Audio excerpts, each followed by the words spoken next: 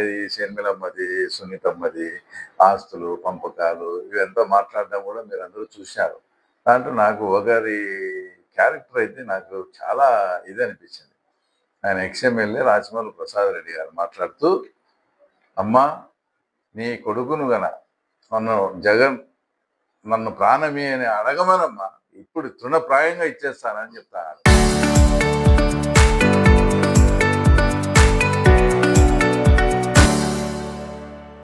అసలు అదేమన్నా ప్రాక్టికలా? ఆయన అడిగేది ఉందా, నువ్వు ఇచ్చేది ఉందా? ఇంకా ఎందుకు ఇట్లా మాటలతో ఇంకా మీరు ఈ టైపు మాటలతో పొద్దుపోతా ఉన్నారు? అసలు జగన్మోహన్ రెడ్డి ప్రత్యక్ష రాజకీయాల్లోకి వచ్చింది 2009లో. ఆయన ఫస్ట్ ఎంపీగా నిలబడింది. ఆ 2009 ఎలక్షన్స్ లో ఈ రోజు జగన్ అడిగితే ప్రాణం ఇస్తా అని చెప్పి నీవు 2009 ఎలక్షన్స్ లో అప్పట్లో ఎమ్మెల్యేకి పోటీ చేసిన లింగారెడ్డికి నువ్వు సపోర్ట్ చేసినావు. ఆ విషయం నీకు అంత వీరాభిమాని, అంత ప్రాణమే ఆ టైపు ఇచ్చేవానివి అయితే అసలు నీకు మామూలుగా నువ్వు చెప్పేది రాజశేఖర రెడ్డి అన్న భుజం మీద చేసే ప్రసాద్ అంటే నా జీవితమే చాలా అన్నీ. రాజశేఖర రెడ్డి చనిపోతే కొన్ని వందల మంది చనిపోయారు. అప్పుడు నిన్నెవరు చనిపోలేదు. నీకు అంత అభిమానం ఉంటే మామూలుగా అట్లా జరగాల. అది వదిలేస్తే జగన్మోహన్ రెడ్డి అడుగుతానే ప్రాణం ఇస్తాడు. అసలు జగన్మోహన్ రెడ్డి కంటెస్ట్ చేసిన ఫస్ట్ ఎలక్షన్ 2009లో ఈయన జగన్ కు వ్యతిరేకంగా చేశాడు.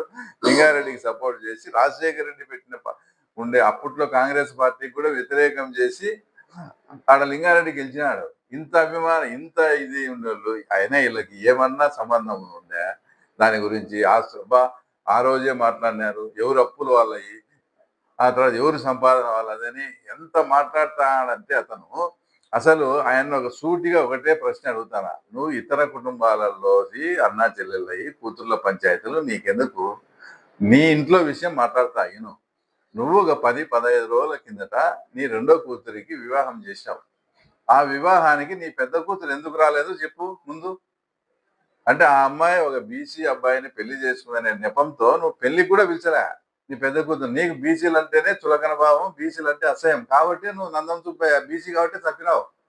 ఇవన్నీ నీ ఇంట్లోది నువ్వు మట్టగా చేసుకోకుండా చెనిమిలమ్మది, విజయమ్మ కూతుర్లది, వాళ్ళ కూతుర్లది కాదు, ముందు నీ కూతుర్ల విషయం సరి చేసుకో. రెండో కూతురు అమ్మాయి పెళ్లికి పెద్ద కూతురుని ఎందుకు పిలవలేను? మళ్ళీ నువ్వు దేశంలో ఉండే కూతుర్లకు చట్టాలు, వాళ్ళకి రావాల్సిన ఆస్తుల వాటాలు ఎన్ని మాట్లాడతావు. కాబట్టి ఏదన్నా కానీ ఒక పద్ధతిగా వాస్తవాలు మీకు ఎందుకు? వాళ్ళ కుటుంబ సమస్య విజయమ్మకు తెలుసా, నీకు తెలుసా? బాగా పరిష్కారం అయినాయి కాలేదని ఎందుకు ఇట్లాంటివన్నీ? అదొక సబ్జెక్ట్ పక్కన పెడితే తేడాన్ని ఉంటే ఏదైనా యూట్యూబ్లో సార్ చూసుకో. నా మీద కేసు పెట్టినారని నాకే తెలియని విషయంలో కూడా మీరు బెంగళూరు ఎయిర్పోర్ట్కి వచ్చి, చెన్నై ఎయిర్పోర్ట్కి వచ్చి రన్వే మీద ఒక అంతర్జాతీయ స్మగ్లర్ను అరెస్ట్ చేసినట్టు ఆ రోజు నన్ను అరెస్ట్ చేసినావే. మరి ఈ రోజు మీద కేసు ఉంది. తర్వాత నువ్వు చట్టాలకు లోబడి ఉన్నావు కదా. తర్వాత నేనేం తప్పు చేయలేదని వచ్చి కోర్టుకు వచ్చి లొంగిపో. తర్వాత లేదంటే చింతకొమ్మ దీని స్టేషన్లో నాన్ అవైలబుల్ పెట్టారు, వచ్చి లొంగిపో. ఎందుకు తప్పించుకొని తిరుగుతున్నావు? అంటే ఆ రోజు నువ్వు వచ్చినట్లు బెంగళూరు ఎయిర్పోర్ట్కు, చెన్నై ఎయిర్పోర్ట్కు మేము అటు రావాలన్నా నీకోసం? అంటే నీకు చట్టాల మీద కానీ నువ్వు పనిచేసిన డిపార్ట్మెంటే అది, మీ వాళ్ళే కేసు పెట్టినారు. కేసు పెట్టినప్పుడు నా తప్పు లేదు ఏం లేదని అతను వచ్చి ధైర్యంగా ఫేస్ చేయకుండా ఒక దొంగని మాదిరి ఎందుకు తిరుగుతాను?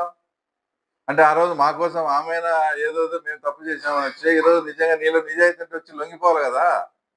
తర్వాత నేను మా పోలీసుల దృష్టికి, మా ముఖ్యమంత్రి గారి దృష్టికి కూడా తీసుకుపోతా. నాన్ అవైలబుల్ పెట్టి నువ్వు ఎన్నాళ్ళు తప్పించుకొని తిరుగుతావో అది కూడా చూస్తా. ఒక జాతీయ పార్టీకి ఆయన పిసిసి చీఫ్. ఇంకోటి ఇప్పుడు ఆయన ఇక్కడే, అంటే నేనేం ఆమెను తక్కువ చేసి మాట్లాడాను, ఆయన ఇక్కడే పోటీ చేసినప్పుడు కూడా ఆమెకు మామూలుగా మేము ఎక్స్పెక్ట్ చేసినది, ప్రజలు ఎక్స్పెక్ట్ చేసినన్ని ఓట్లు కూడా రాలేదు. ప్లస్ వైఎస్ఆర్సీపీకి ఈరోజు 11 సీట్లు మాత్రమే వచ్చినాయి.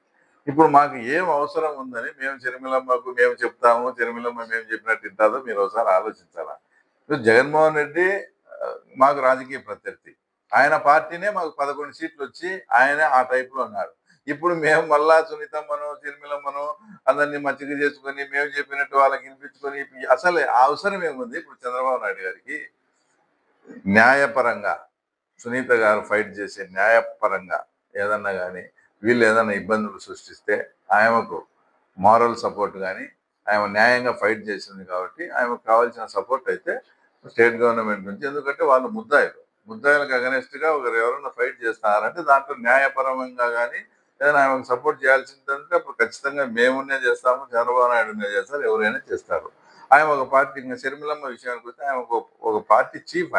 ఆమె చంద్రబాబు చెప్పినట్టు ఇంట్లో ఆమెకు ఏదైనా ఉనికికే ప్రమాదం అవుతుంది. ఇవన్నీ వాళ్ళు వాళ్ళ మీద తప్పు కప్పిపుచ్చుకునేదానికి, అంటే ఇట్లాంటి ఇట్లా ఏమో చంద్రబాబు చెప్పింటే ఏమో మాట్లాడుతుంది అని ప్రజలకు ఒక అపోహను సృష్టించేదానికి చెప్తాది. షర్మిలమ్మ మేమంత అమాయకురాలు కాదు, చంద్రబాబు నాయుడు ఏది చెప్తే చెప్పను, ఆయన ఉనికి కాపాడుకుంటుంది, ఆయన స్ట్రగుల్, ఆయన కూడా వన్ ఆఫ్ ది, ఆయన సొంతం అన్ననే ఎదిరించి మాట్లాడుతుంది అంటే నీకు ఆమెకు ఎంత గట్స్ ఉండాలి. కాబట్టి వాళ్ళు ఎవరో సునీతమ్మ కానీ షర్మిలమ్మ కానీ చంద్రబాబు చెప్పినట్టు చేస్తారనేది వాస్తవం కాదు, ఉత్తది అదంతా. వాళ్ళకి అవసరం లేదు, చంద్రబాబు నాయుడుకి అవసరం అంతకన్నా లేదు. హౌస్ సైట్స్ ఎవరెవరికి ఇప్పుడు రిక్వైర్మెంట్ ఉందో వాళ్ళందరినీ సచివాలయంలో అప్లై చేసుకోమన్నాం. ఇది Pulivendula town, Vempalli town, Simhadripuram town. అక్కడ ఎవరెవరు రిక్వైర్మెంట్ ఎంతెంత ఉందో అదంతా కలెక్షన్ చేసి వాటికి కావాల్సిన ల్యాండ్ మనం ఇవ్వగలమా లేదా, ఇప్పుడు అవైలబుల్ ఎంత ఉంది, కొత్తగా ఏమన్నా కొని ఇవ్వాల్సిన పరిస్థితి ఉందా ఏమని అదంతా కూడా స్టడీ చేయమని చెప్పినాం. మనం కొనాల్సిన అవసరం లేదు, మన దగ్గర ల్యాండ్ సఫిషియంట్ ల్యాండ్ బ్యాంక్ ఉందని ఆర్డీఓ గారు కన్సర్న్ ఎంఆర్ఓ వాళ్ళు చెప్పినారు. కాబట్టి ఇప్పటి వరకు ఒక కట్ ఆఫ్ డేట్ మొన్నటి వరకు ఇచ్చాం. ఆ డేట్ వరకు ఇళ్ల స్థలము లేని బీదలకు అందరికీ కూడా ఇల్లు సర్దుబాటు చేసి వాళ్ళకి ఇప్పుడు మా ప్రభుత్వంలో వచ్చే హౌసింగ్ ద్వారా ఇల్లు కట్టుకోమని ఇల్లు కూడా శాంక్షన్ చేస్తాం. మీరు అడిగే ప్రశ్న గత గవర్నమెంట్ లో జగనన్న దాంట్లో ఉండేదాని గురించి అడుగుతారు.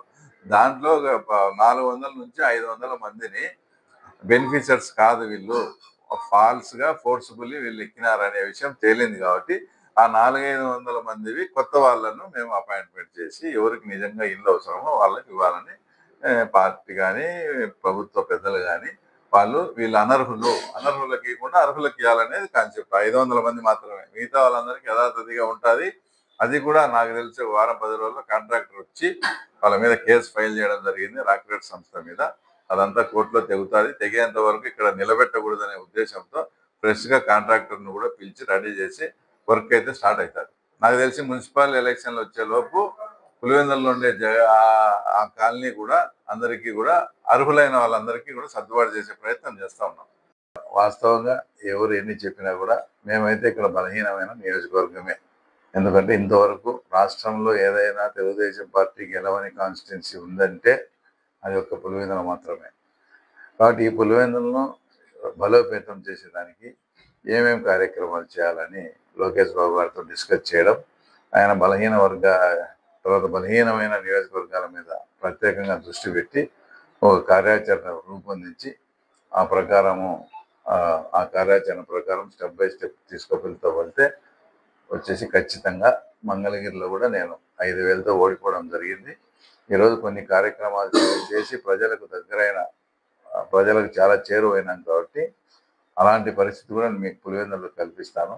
దానికి ఏమన్నా కానీ డెవలప్మెంట్ యాక్టివిటీస్ అయ్యే ఫైనాన్షియల్ బర్డన్ కూడా నేను సీఎం గారితో మాట్లాడి చేసి అన్ని విధాల పులివెందుల కాన్స్టిట్యున్సీని అభివృద్ధి పరుస్తూ అలాగే పార్టీని కూడా స్ట్రెంథన్ చేసే కార్యక్రమం ప్రత్యేకంగా చేపట్టడం జరిగిందని ఆయన కూడా హామీ ఇవ్వడం జరిగింది.